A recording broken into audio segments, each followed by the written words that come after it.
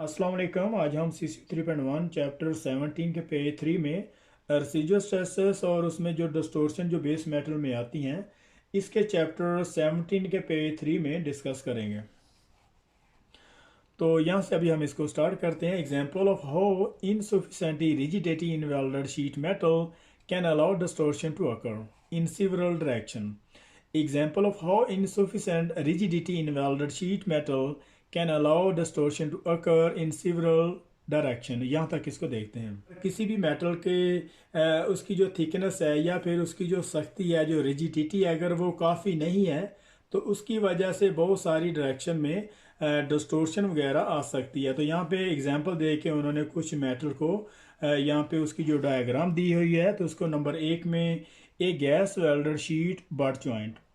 तो नंबर 1 जो डायग्राम है इसमें जो गैस वेल्डर से उसकी जो प्लेट को वेल्ड किया हुआ है यहाँ पे, तो उससे काफ़ी सारी डिस्टोर्शन जो है वो इस डायग्राम में नज़र आ रही हैं। और इसके अलावा डायग्राम 2 में एक स्टेनलेस स्टील बट जॉइंट है। तो जो स्टेनलेस स्टील की जो प्लेट है उसमें जो है वो यहाँ पे डिस्टोर्शन नज़र आ रही है। तो दोनों बेस मेटल को जो दोनों वेल्डिंग प्रोसेस से जो किया हुआ वेल्ड से उसमें डिस्टोर्शन को कंट्रोल कैसे किया जाता है और ये डिस्टोर्शन किस वजह से आती हैं, ये आगे हम इसमें जो है वो डिस्कस करेंगे।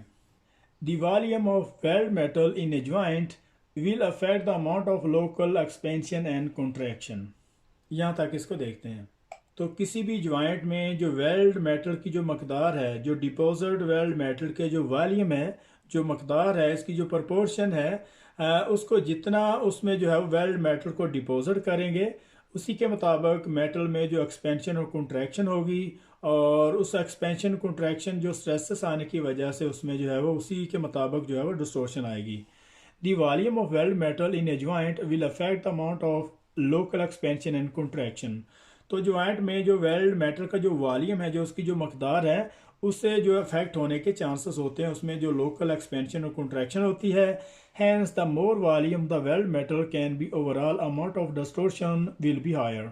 और जितना वेल्ड मेटल को ज़्यादा डिपोजिट करेंगे उतना ही वेल्ड मेटल में जो है वो डिस्टोर्शन आने के चांसेस ज़्यादा होते हैं। मतलब उतना ही जितना वेल्ड मेटल ज़्यादा डिपोजिट किया जाएगा उतना ही ज़्यादा उसमें डिस्टोर्शन जो है वो हाई होगी। तो यहाँ पे कुछ डायग्राम में उन्होंने यहाँ पे एग्जांपल के तौर पर वेल्ड मेटल को जितना कम किया जा रहा है और वेल्ड मेटल को कम करने से उसकी जो डिस्टोर्शन कम किस तरह हुई है, और वेल्ड मेटल को डिपोजिट ज़्यादा करने से उसमें डिस्टोर्शन किस तरह से ज़्यादा हुई है। तो यहाँ पे उन्होंने जो 60 डिग्री से 75 डिग्री तक जो उसकी जो है वो बेवल बनाई हुई है, और इस बेवल में उसने जब वेल्ड मेटल को डिपॉजिट किया है तो वेल्ड मेटल का जो वॉल्यूम है हाई होने की वजह से उसमें जो डिस्टोर्शन जो है वो वेल्ड मेटल की कंट्रैक्शन है वो इस तरह से जो है वो उसमें खिंचाव पैदा हुआ है, और वेल्ड मेटल में इस तरह से उसकी जो है वो एंगुलर डिस्टोर्शन यहाँ पे आपको नज़र आ रही है।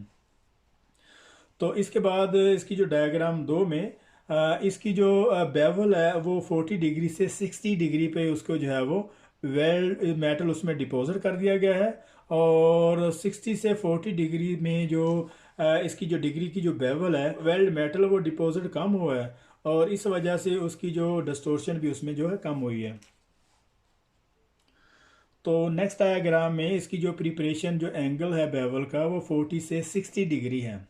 तो 40 से 60 डिग्री में इसकी जो बेवल की जो प्रिपरेशन, और उसमें जब वेल्ड मेटल को यहाँ पे इस डायग्राम में दिखाया गया है कि उसमें जब डिपॉजिट की गई है वेल्ड मेटल को, तो उसी के मुताबिक उसमें जो डिस्टोर्शन है वो 60 से 75 डिग्री की निस्बत जो है वो कम हुई है। मतलब ऊपर वाली जो डायग्राम है उसमें 60 से 75 डिग्री जो है वो उसकी जो बेवल की प्रिपरेशन है, और उसी प्रिपरेशन में जब वेल्ड मेटल को डिपॉजिट किया गया है तो वेल्ड मेटल की जो उसका जो वॉल्यूम है वो ज़्यादा डिपॉजिट करने की वजह से उसमें जो डिस्टोर्शन भी ज़्यादा हुई है।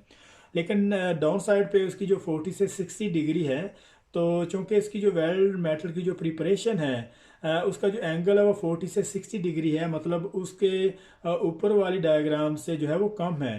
तो कम वेल्ड मेटल को डिपॉजिट करने से इसकी जो डिस्टोर्शन भी कम हुई है।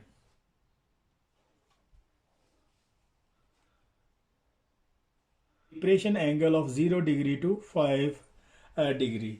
तो इसमें जो इसकी जो प्रिपरेशन है सिर्फ जो 0 से 5 डिग्री एंगल पे इसकी जो वेल्ड मेटल की जो प्रिपरेशन की गई है, तो उसी के मुताबिक जब इसमें जो वेल्ड मेटल को डिपॉजिट कर दिया गया है, मतलब इसकी जो बेवल बिल्कुल कम है, तो जब कम वेल्ड मेटल इसमें डिपॉजिट हुआ है तो जो इसमें डिस्टोर्शन भी जो है वो बहुत कम हुई है। जितनी वेल्ड मेटल की जो प्रिपरेशन है ज़्यादा रखेंगे और वेल्ड मेटल उसी के मुताबिक उसमें फेलर वायर डिपॉजिट होगी, और इसके अलावा जो वेल्ड मेटल की जो डिपॉजिट है वो भी ज़्यादा होगी, और जो वेल्डिंग प्रोसेस का जो हीटिंग जो मेथड है वो, तो दोनों फैक्ट की वजह से जो वेल्ड मेटल में जो डिस्टोर्शन आने के चांसेस उसी तरह से बढ़ जाते हैं।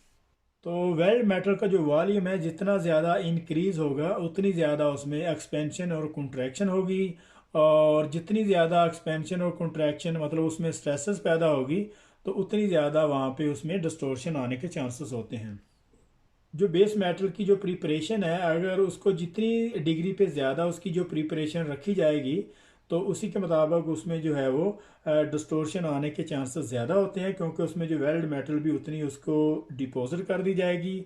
तो वेल्ड मेटल की जो अपनी एक हीट है, और उसके अलावा जो वेल्ड मेटल का जो प्रोसेस है, जो वेल्डिंग प्रोसेस जब उस पर यूज़ किया जाता है तो दोनों तरह के इफेक्ट से उसमें जो है वो डिस्टोर्शन जो है वो ज़्यादा हो जाती है। और इसके अलावा जो बेस मेटल की जो नेचुरल जो इनसफिशेंट रिजिडिटी है, अगर वो नाकाफ़ी है किसी भी वेल्डेड शीट में, तो उससे भी जो उसकी डिस्टोर्शन आने के चांसेस बहुत ज़्यादा होते हैं। तो बहुत सारे मेटल तो ऐसे हैं, जैसे स्टेनलेस स्टील है, इसकी जो कोफिशिएंट और एक्सपेंशन जो है वो बहुत ज़्यादा हाई होती है, मतलब ये हीट का असर जैसे स्टेनलेस स्टील है, कॉपर है, टाइटेनियम वगैरह, तो ये हीट का असर बहुत ज़्यादा लेते हैं। तो इन जैसे मेटल को अगर थोड़ी सी भी हीट अगर पड़ती है तो इसमें डिस्टोर्शन आने के चांसेस बहुत ज़्यादा होते हैं। मतलब वेल्डिंग करने के दौरान इनको उसी के मुताबिक जो है वो ट्रीट किया जाता है, ताकि इसकी जो डिस्टोर्शन, उसके जो एक्सपेंशन कंट्रैक्शन है, उसके इफेक्ट से जो है वो बचा जा सके। तो यहाँ पे हमारा जो 17 पेज 3 था यहाँ पे ख़त्म हो रहा है। तो मिलते हैं नेक्स्ट पेज में, तब तक के लिए अल्लाह हाफिज़।